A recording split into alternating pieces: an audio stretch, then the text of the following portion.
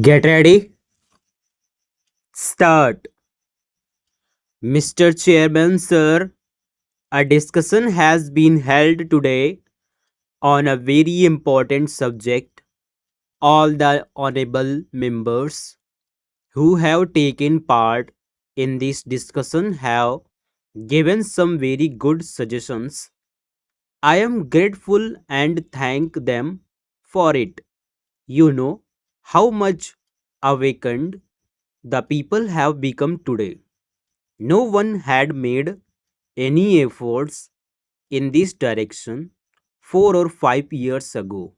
First of all, it was our late Prime Minister of India who drew the attention of the people towards it.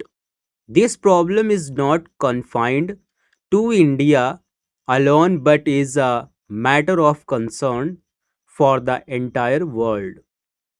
Today, the foreign countries also feel that a heavy price will have to be paid for the development that has been made to fight against nature is suicidal, and you all know, and the foreign countries are also saying that if there had been lesser development and the environment had remained unaffected, that might have been better. The health standard of the people is declining these days. This would not have happened otherwise. It is essential that every individual in every country should enjoy good health. However, the level of environmental pollution is somewhat lesser here than in other countries. There are three major problems facing our country today. The first is that of floods, the second is of drought, and the third is of pollution. You may be aware that deforestation is the main reason underlying the problems of floods and drought. If the mountains are denuded of forests, there is no obstruction to flow of water downwards and fast eroding soil along with it. In this manner, the rivers get flooded in our country. About 4 crore hectares of land is flooded. On an average, 1 crore hectares of land is flooded every year. In case of very heavy floods, 4 crore hectares of land may be flooded. However, on an average, 1 crore hectares of land is affected by floods every year. The main reason underlying drought is the lack of greenery. You will notice that Gujarat, Rajasthan, and several other states are often hit by drought. The main reason is that these areas are denuded of forests. Trees are felled. A law has been enacted in this regard, but there are some shortcomings in it. The honorable members have rightly pointed out that stringent punishment can be awarded under this law and we must follow it vigorously.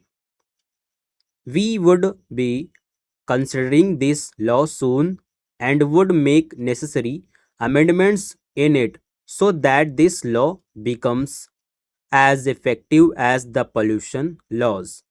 I would state certain things later on. We want that similar stringent law should be framed about felling of trees also. Along with this, I think that unless people's cooperation is there and until it takes the form of a people's movement, it will not yield the desirable results. I respect the opinions of the honorable members and feel that their feelings are very good and they have offered some very good suggestions. I would cite an example of the golden times to emphasize the importance recognition, and respect that our ancient sages gave to the forests. An honorable member from Rajasthan was speaking here.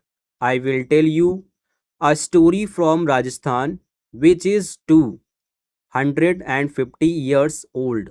According to this old story, the Maharaja of Jodhpur had once ordered the felling of trees for constructing a palace.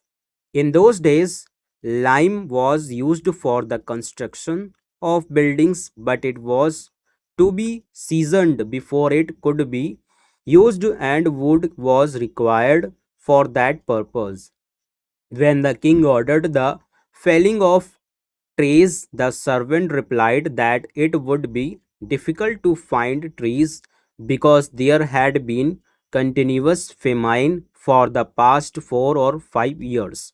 However, there are trees in the villages where the Visnoi community is living, but they do not fell trees.